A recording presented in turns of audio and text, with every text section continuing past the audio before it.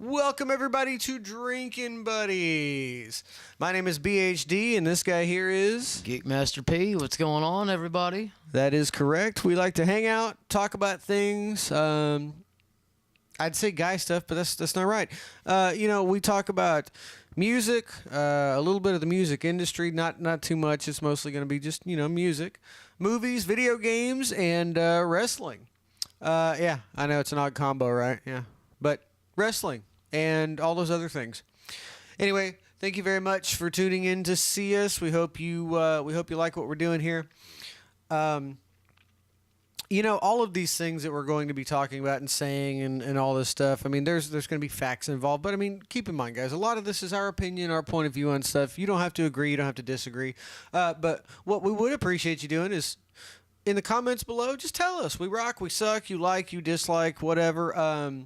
Because we're going to be drinking beer on this show, it is called Drinkin Buddies, we're going to try to have new beers every week. So if you guys have suggestions about beers that you'd like us to try or like to see us try, we'll certainly do that. We might even include a beer review bit later on. But for now, again, welcome to Drinkin Buddies. Please remember to beat down the like button, subscribe your little took us off, and I guess let's start the show. Wait, hold on. Wait. Almost. Wait, almost. I'm over here. Hold on. Wait. Almost. All right, everybody. BHD and Geekmaster P here. Say hey, buddy. What's going on, guys? All right. So the beer for this week is one that I've not yet heard of. We live in Texas, so The good old beer state. We my have dad. We have. Hold on. Don't get excited. Hold on. We have Shiner in Spetzel, Texas. So Shiner is real popular around here. And they're doing this 100-plus birthday thing. Last year they put out a 107th birthday beer. It was a chocolate something or other. It was pretty good.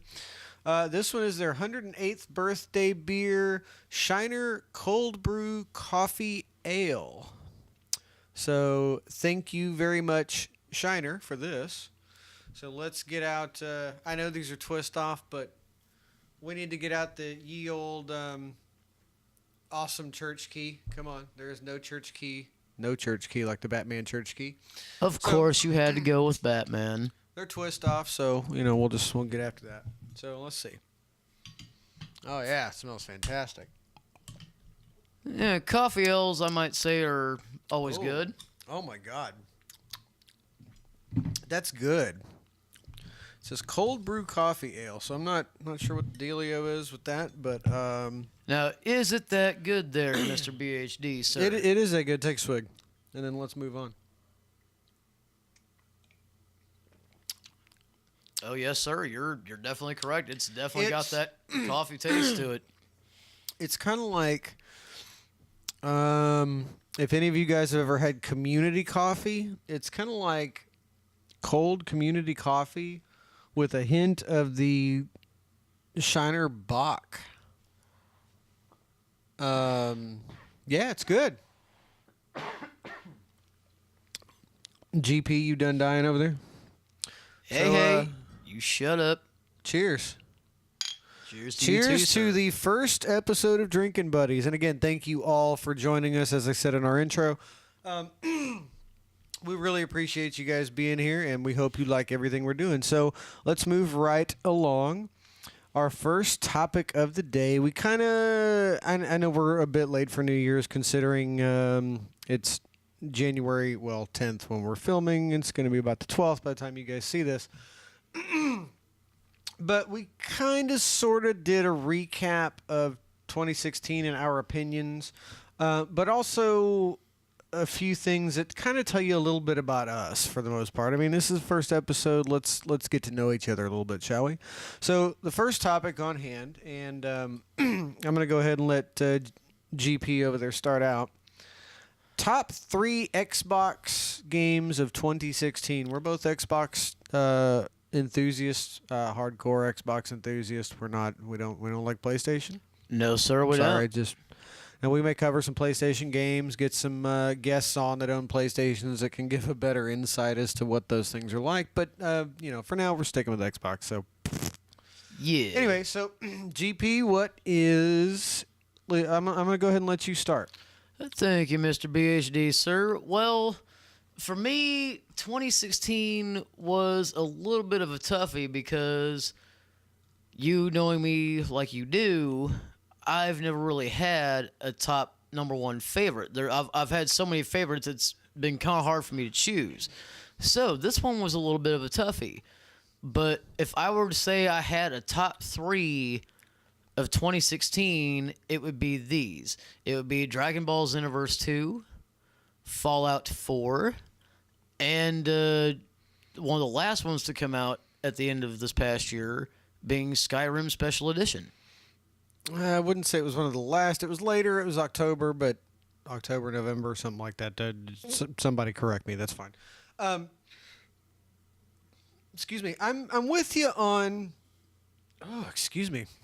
Man, this beer, right in the gut. It's good. I mean, it doesn't taste bad. It's a little gassy right off the bat. Okay, because you're just getting older there, well, sir. Hey. We'll get into the whys momentarily. I'm with you on Fallout 4 and Skyrim. I mean, it really Fallout and Skyrim both because I love them. I've always loved Bethesda's games. The Elder Scrolls games are awesome. I agree with you Fallout's there. always been awesome. Even the first 2 before Bethesda, I mean, they weren't fantastic, but for the time they were good. They were different. They were new. It was fun. But and then not to mention mods. I mean, that's got finally. I've never been a huge PC gamer because I could never honestly afford a PC that was capable of playing those types of games.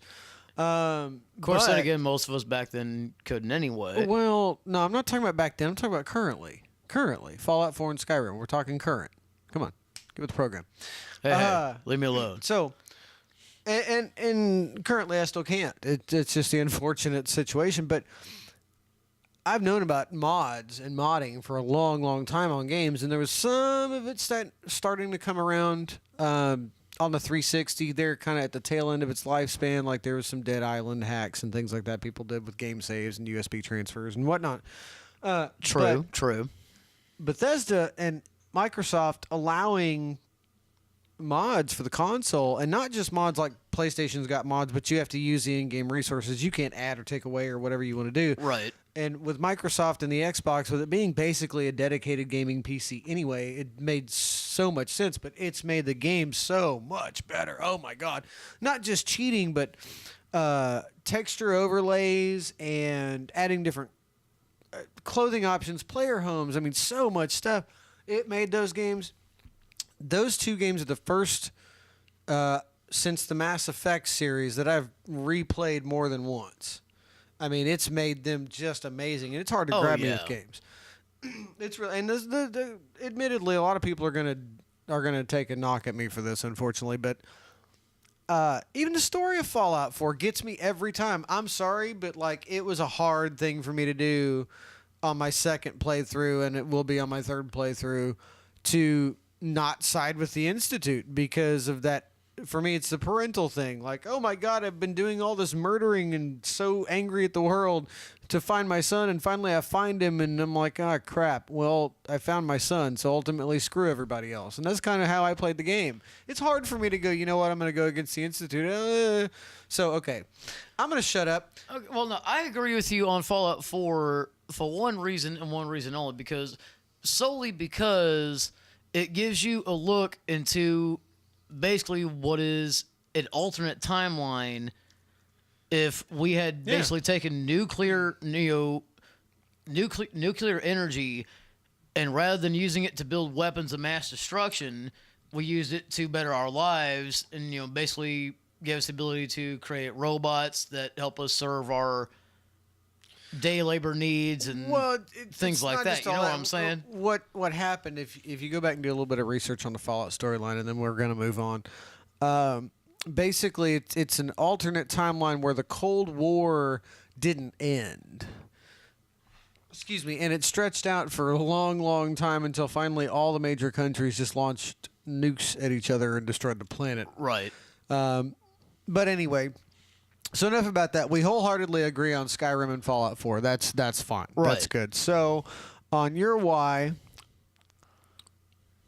well, I guess I'll go ahead and say my third. My third, and this was just trying to stick to, well, I guess I didn't stick to 2016, and neither did you entirely because Fallout was 2015. Yeah, something like this. No, But mine stuck to 2016. no, because Fallout was released in 2015. True. So, no, it didn't. True. Anyway, but trying to round out 2016, that was kind of the one cheat game Fallout 4 because the rest of its DLC was finally released in 2016. So, Yeah. you know what? It is what it is. Screw it. I'm saying Fallout. Yeah. Anyone want to argue it wasn't one of the best games of the last 2 years anyway, please be my guest. Member comments below. Anyway, so mine was The Division simply because it was the only Tom Clancy game that came out. And I'm really waiting on Ghost Recon, the new one. Wildlands is the new one. Yeah, coming out. It's supposed to be coming out soon. But it's a good team online cooperative game. I mean, there's the multiplayer, the PvP rather, that's in one area of the map, and then without having any other stuff, you just exit that area of the map, and boom, you're back in the campaign. And you can run around in groups of however many you want. Well, I think there's 20 players per game or something like that. Whatever. Give or take. And you can only do the missions though with 3, but you can run around really if you want. And that game is kind of like GTA with Call of Duty kind of mixed in. It's kind of both. So you're running around with a squad of 3 folks and wrecking shop on the campaign, and it's just a lot of fun. So there's my third. So yours was Dragon Ball Xenoverse 2. So why on that one? Okay. For those of you who are big time, and little known fact about me, ladies and gentlemen, is ever since I was a child, I was always a big fan of anime. Still am to this day, even though I'm getting on up there now. But if you're a big anime fan like myself, I was a big fan of not only Dragon Ball, but Dragon Ball Z and the 2 series that led after that. So the reason why Dragon Ball Xenoverse 2 is my top is mainly because it's much like any other RPG that you play. It's open world where you can interact with all kinds of people and environments. And much like most other RPGs, you got full customization right down to, your eyes, hair, facial hair, that type of thing. Okay, I got you. But I want to correct you on one thing, or at least again, my opinion. Okay. Just because you don't like Dragon Ball, because I don't like Dragon Ball. I just don't. I'm sorry. I don't like it. It's not my thing. I know a lot of folks do. It's all good. However, just because you don't like Dragon Ball doesn't mean you don't like anime. Y'all need to stop thinking that stuff. Dragon Ball is not the only anime there is. I never said that. No, I know, but you all think that way. All of you. I'm pointing the fingers at all of you. You do. I do not, sir. Bullcrap. Everybody I know that likes, or let alone loves, but even likes Dragon Ball thinks if you don't like Dragon Ball, you don't like anime. Screw that. I like Trigun. I like, oh Jesus, my mind just went blank. Hey, Trigun, Inuyasha, Full Metal Alchemist is okay. God, Jesus, why couldn't I think about that? Full Metal Alchemist was great, sir. I'm sorry. I think it's okay. That Cowboy Bebop, come on, that's my favorite of all God, time. yes. Bebop was awesome. So yeah, screw you guys.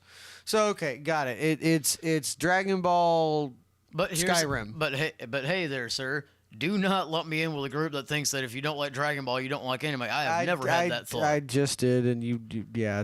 But don't you lump me into that group, sir. I've never had that thought. No. All right. No.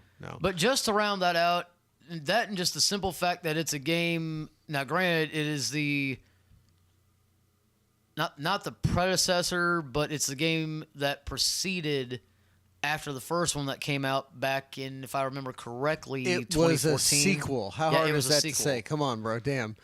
But just all in all, it's a sequel to Dragon Ball Xenoverse. Just true, but come just on. the whole just to round that out, just so I can wrap this up. is just the fact that it gives you the ability, much like the first one, to basically go and relive all your favorite moments of the history of that series, regardless if it was a TV show that aired here back in the day when we were kids, or if you read the original manga. Which, by the way, if none of you have read the actual manga, I suggest you give that a read. Okay, fair enough. Recommended reading from Geekmaster P. Geekmaster Pud. Geekmaster Pud. Remember that name? It's Geekmaster Pud. Hey, we got a rap song to record now. Okay, anyway. Oh, God. So moving along, we've spent more than enough time on that topic. So number 2, I'm gonna go ahead and let GP start this one out. We're going to be talking about our picks for the 2 current worst WWE storylines. Go ahead, Mr. P. And I am on this like flies are to stink, sir. So I would have to say that my for me, my number 1 worst WWE storyline that they are doing, honestly, right now, I mean, there's several that I don't like. It's just, again, I've never had a favorite for this, but I would have to say currently right now, the number 1 for me, per se, would be Cena and AJ Styles. Now, don't get me wrong, folks. I've been a big fan of AJ ever since he debuted in TNA back when the company first started doing TV tapings back in the early part of 2002. And I've been waiting for years for AJ to come, to hit WWE. It was just a matter of when it was going to happen. Okay, so all right, so AJ and Cena is 1. What's 2?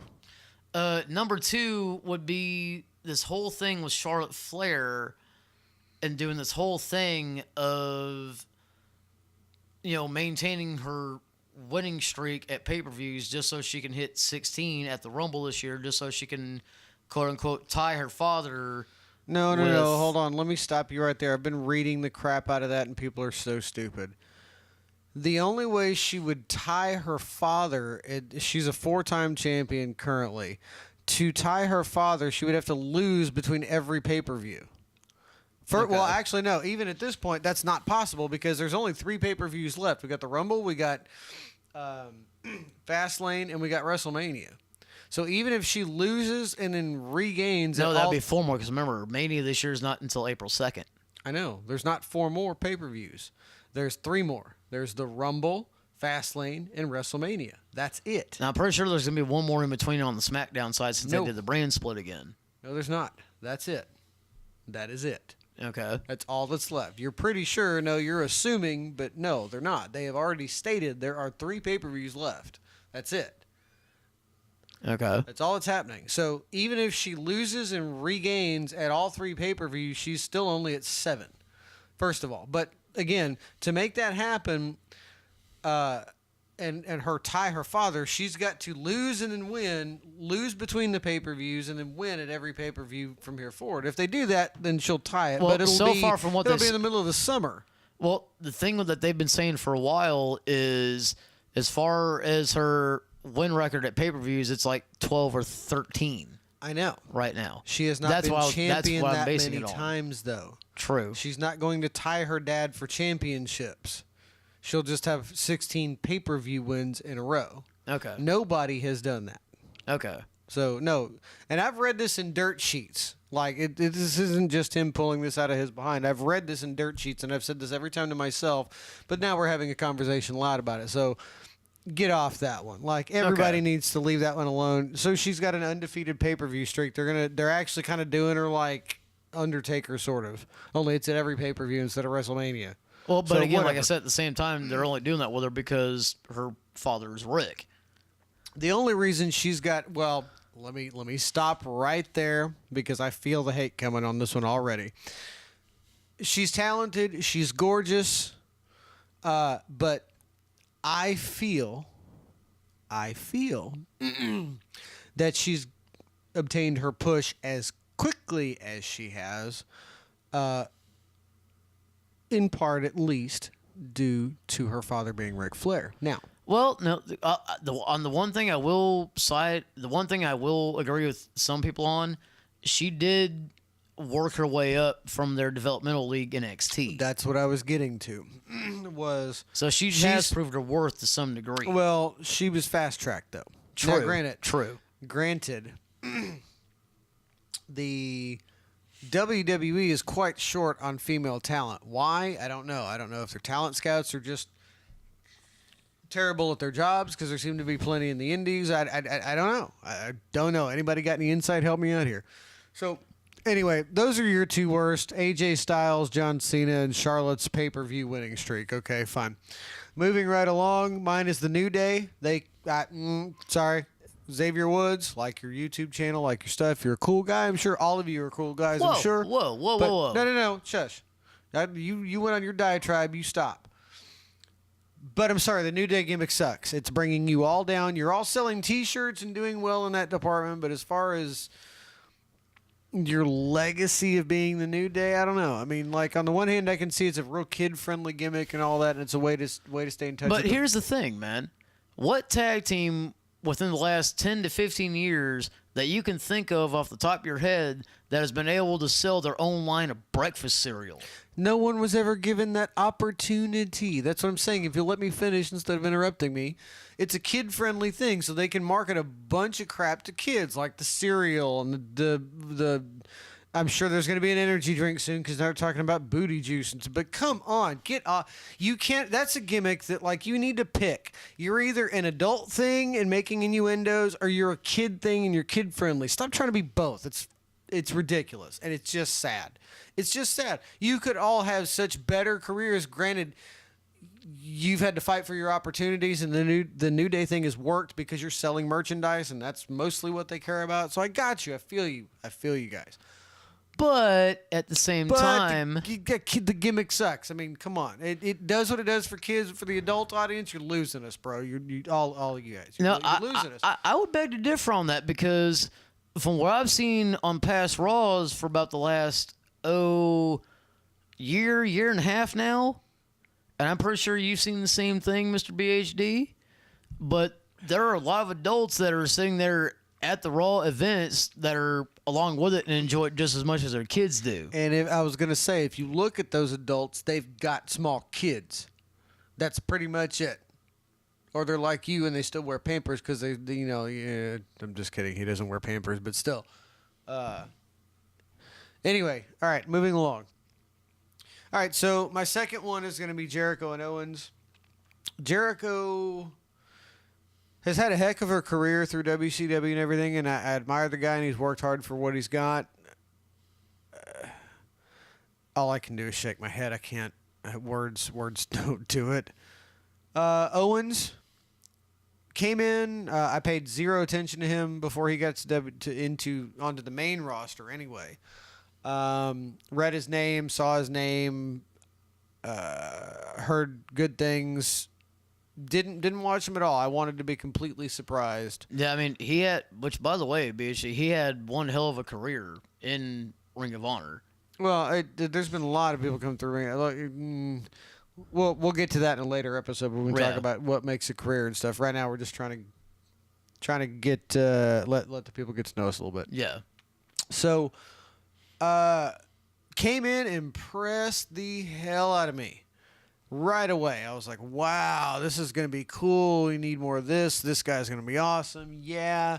And now he's a suck up, and he does play a good heel, but he's worse to me than Triple H was in 0203.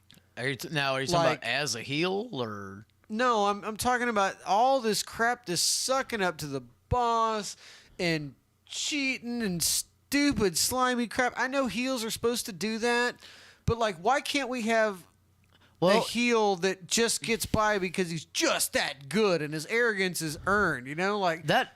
Well, here's the thing. That hasn't really happened in like the last 7-8 years because all the heels that they've had that have stuck up to the quote unquote authority.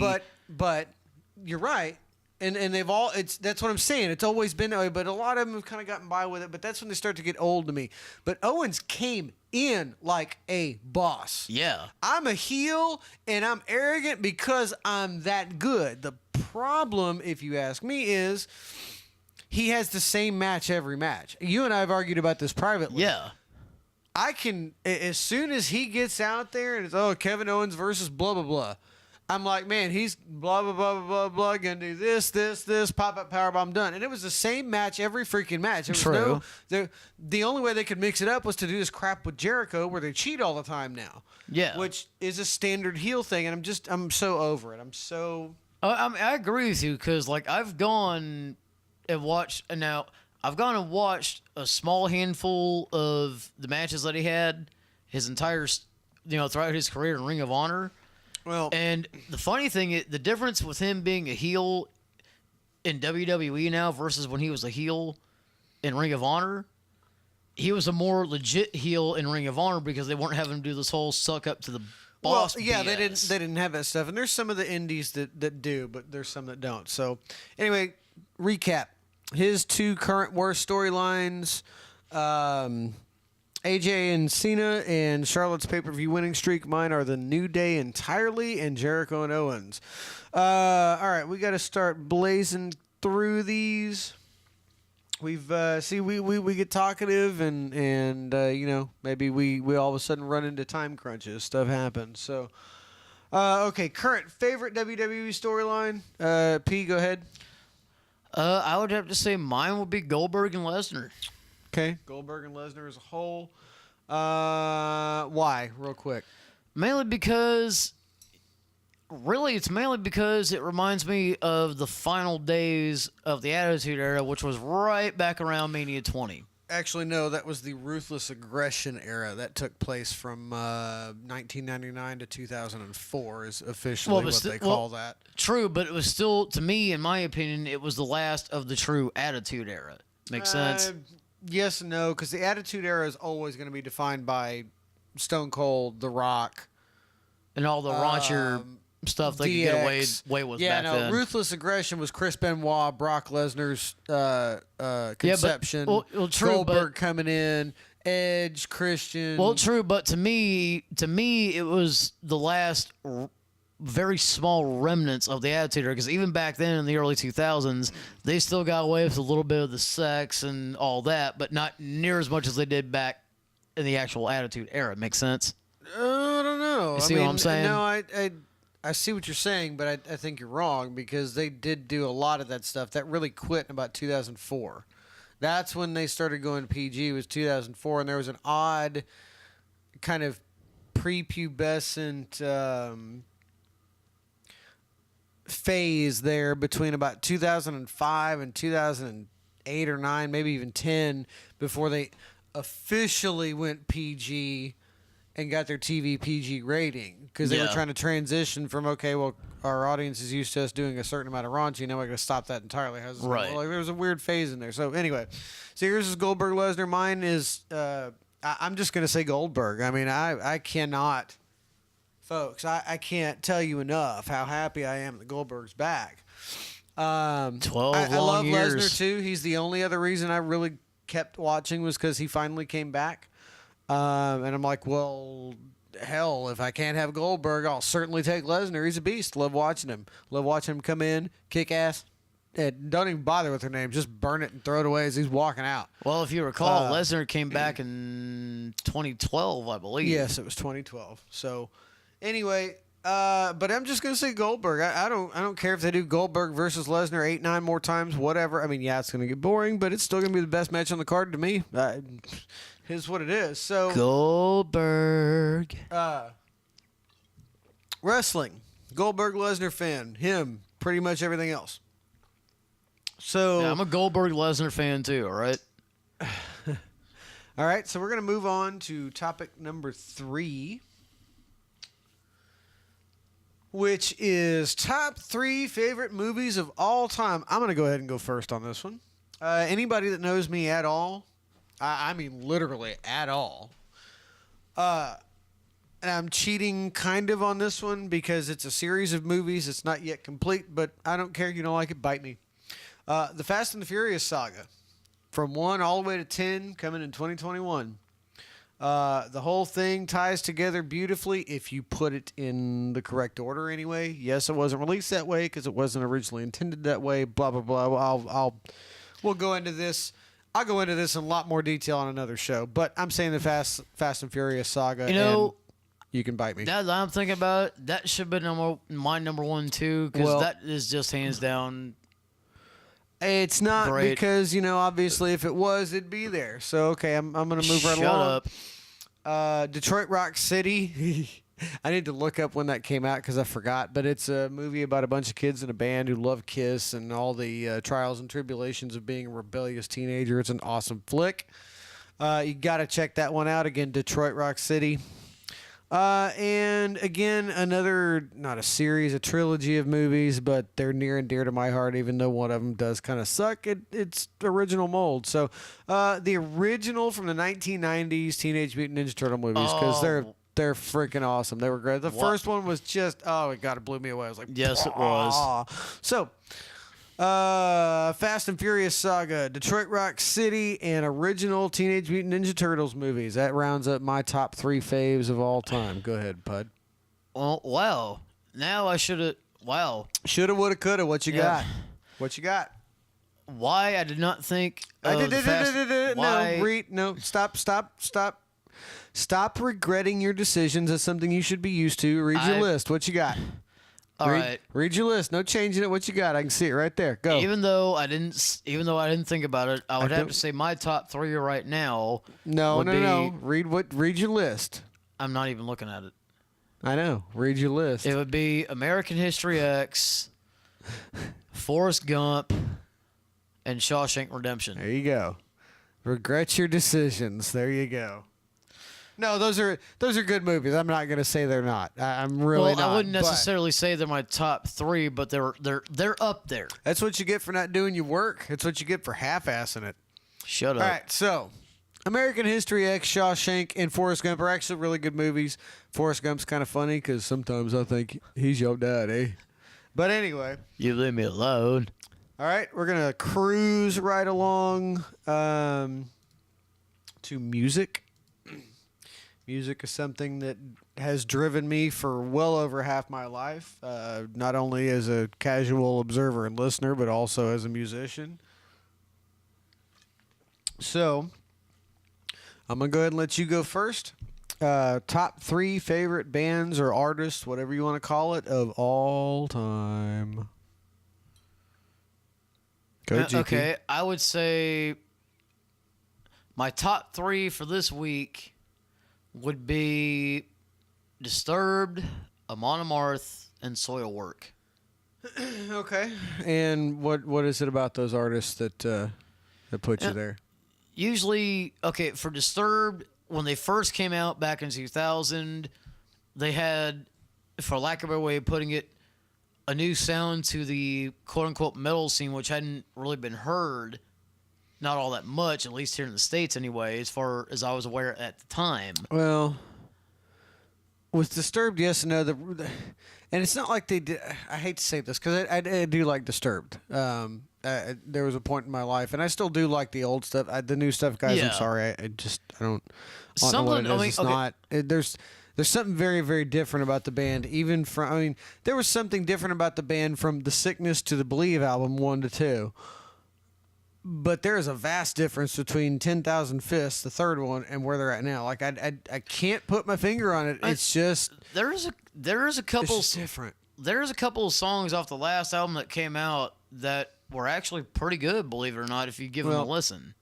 And I'm not gonna sit here and argue that because I haven't listened to it, but Disturbed didn't really do anything different. They just did it a slightly different way. They originally brought some techno element to a heavy metal element, which there was kind of that there with the rap rock thing and the different beats, and that it kind of rolls together, but it was a bit different. It was more, what's it called?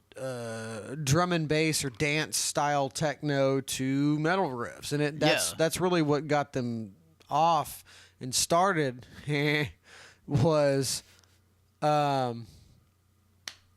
Was bringing techno to heavy metal. Sorry, I got a little distracted with a joke there, and obviously you got it. So, okay, I get you on that one. Soilwork. I'll elaborate a little bit on them. They are a very, very amazing metal band from Sweden. Helsingborg, to be exact. Check them out. They are an amazing band. They're very, very melodic. Yes, it's metal and some screaming stuff, but it's not like It's better. It's more singing constructed and controlled. Like, definitely check out Soilwork, SOILWORK. Anywhere you can find them, they're an amazing band. And what was your other one? The last one being Amon Amarth, and a lot of the reason. Now, I didn't come across this band until, if I remember correctly, I came across these guys back my senior year of high school, I believe, if I remember correctly.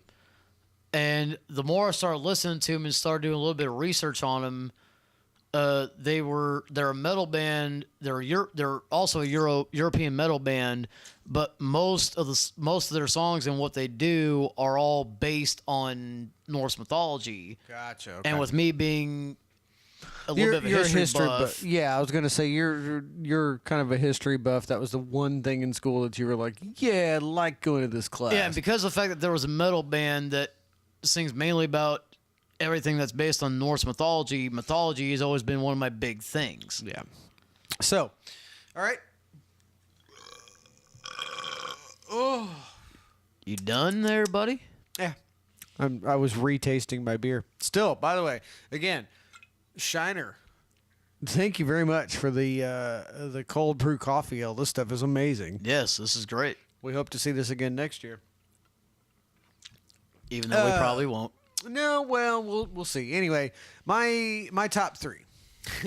Again, anyone watching this that knows who I am and knows anything about me has already finished this. Well, top two, three maybe not. I'm gonna bet the first one every single person that's been around me for more than 5 minutes knows. Second one, most of you should know. Third one, I'll bet a handful of. No, I bet nobody would guess. I bet nobody. A few people might come close, but I bet nobody would guess.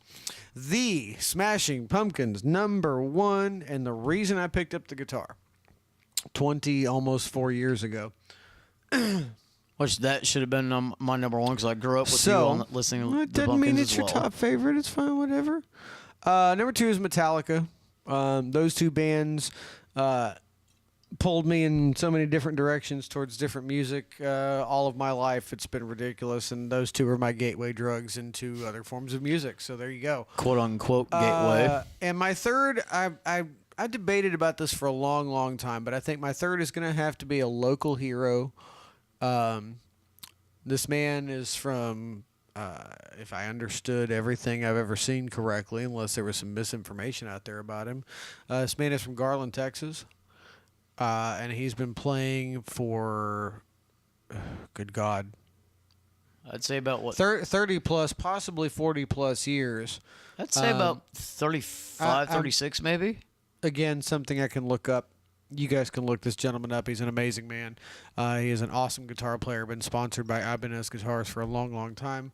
My absolute favorite local hero, Andy Timmons. ANDYTIMMONS. Andy Timmons. Check that man out. He's been in a lot of different projects, different bands. He had a couple solo albums. One of my favorite albums in the world is Ear Ecstasy by Andy Timmons. That album is amazing. It's all instrumental, but good Lord Almighty, is it good. Check it out. So that's where we're going to call it a show for this week, ladies and gents. So I would like to say again, thank you everyone for joining us today and for the very first episode of Drinkin' Buddies. We sincerely hope you enjoy our show. Again, beat down that like button. Beat it like it owes you money. Create 1,000 different accounts and subscribe with every single one of them. It would be awesome. And by the way, that little bell icon, that little thing down next to subscriptions, if you click that, it'll let you stay up to date with alerts. And every time we post new videos and stuff, you'll be the first to know about it and get to watch it right away. So give that bell a little ring-a-ling. We do hope to see you all again next week, and never, ever, ever be afraid to comment. We know you guys aren't. We know you're not. Some people might be a little like, should I say that? Whatever. Say what you want. Good, bad, ugly, indifferent, whatever. We can take it. We're thick skinned, to promise. So please, please like, share, subscribe. Subscribe for notifications. Tell us we rock. Tell us we suck. Whatever.